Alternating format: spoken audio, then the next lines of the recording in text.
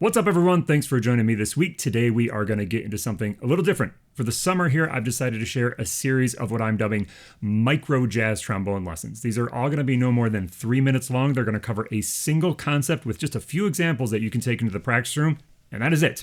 Today, we're going to get things started looking at some 2-5-1s, what I consider to be the most important type of 2-5-1. Those are ones that hit the thirds and sevenths.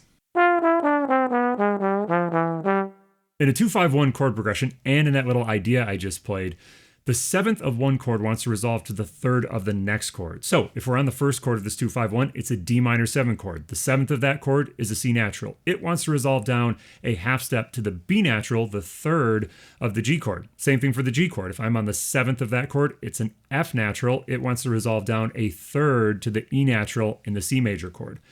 This creates voice leading inside of these chords that sort of drives forward what we consider quote unquote functional harmony. We as improvisers can take advantage of this to create lots of ideas that use this motion.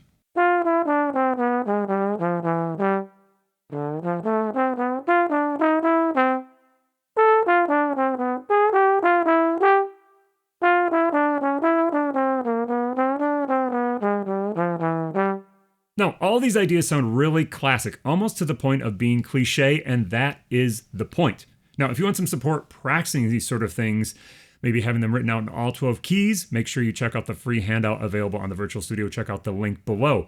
Take these, working with a metronome, working with a play along, and you'll be on the path to accessing some of the most essential components of the improvisational language. Cool. We'll see you in the woodshed.